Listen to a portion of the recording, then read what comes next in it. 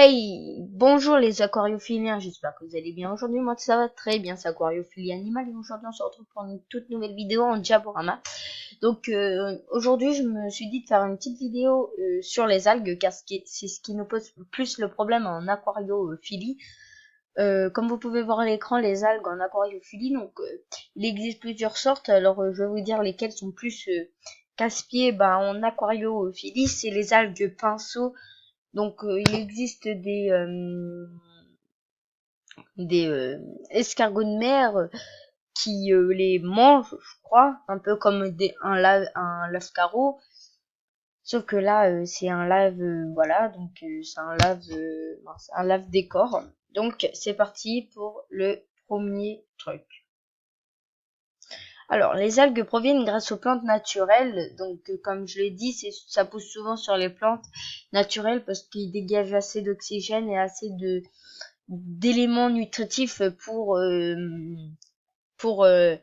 algues. Donc, les algues vont se nourrir des éléments nutritifs que produit la plante, des éléments minéraux et aussi des éléments minéraux que contiennent l'eau de votre aquarium, trop, assez ou même déséquilibrés comme les nitrites et on va voir ça après, les nitrites et j'ai perdu le mot.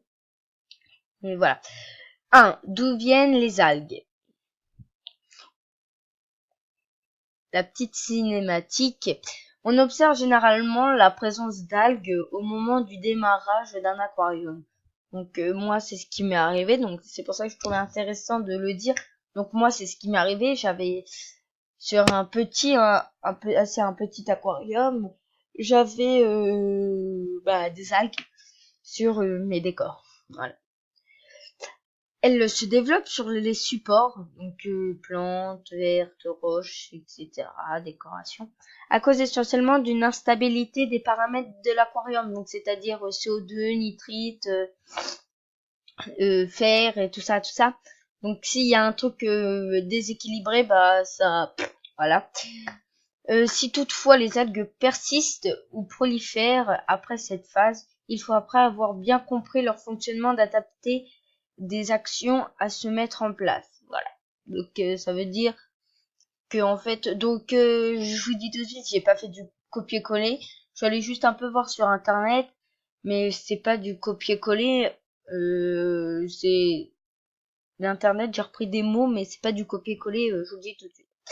Donc après il faut nettoyer les algues, voilà ce que ça veut dire, nettoyer et surtout bien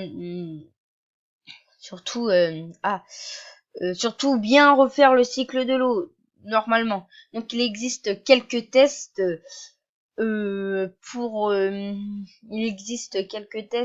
pour acheter là sur Amazon ou un truc pour savoir le taux d'éléments minéraux de notre aquarium. Au suivant. J'ai pas fini. La prolifération des algues d'aquarium d'eau douce peut être liée à différents facteurs. Donc, la prolifération, ça veut dire la création, en fait, on va dire ça comme ça, la naissance des algues d'aquarium d'eau douce. Donc, généralement, c'est souvent dans les aquariums d'eau douce. Donc, on va voir différents facteurs. Les facteurs: un éclairage inadapté, une intensité trop forte ou trop faible, une durée d'éclairage inférieure à 8 heures ou supérieure à 12 heures, donc plus haut que 12 heures, un spectre lumineux modifié. Donc voilà, donc il faut au moins 8 heures d'éclairage par jour. Attention au soleil, ne mettez jamais un aquarium près d'une fenêtre, car si le soleil tape en haut de l'aquarium, il n'y a aucun problème, mais si ça tape dans les carreaux, ça va un peu travailler l'eau et y avoir des modifications et tout ça.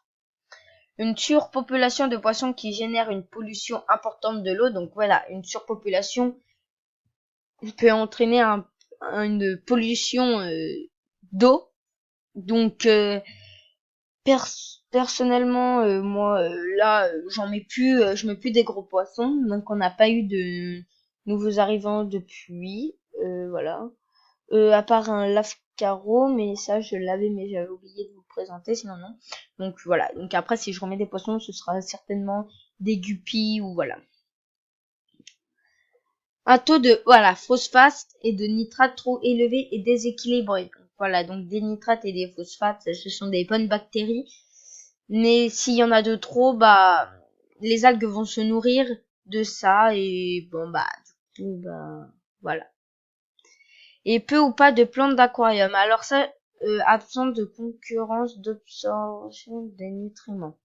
Donc ça c'est du n'importe quoi parce que je vous avais fait montrer que moi j'ai pas d'éléments naturels dans mon aquarium, mais j'ai jamais eu d'algues, donc ça franchement ça on peut barrer.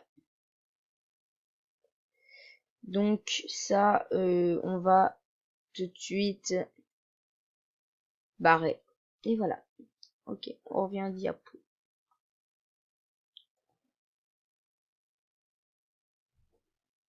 Donc voilà, donc j'espère que merde, j'ai oublié d'évaser ça. Donc j'espère que cette petite diapo vous aurez plu. Il y a plusieurs sortes d'algues, donc voilà. Donc je vous dis à plus et à ciao les aquariophiliens.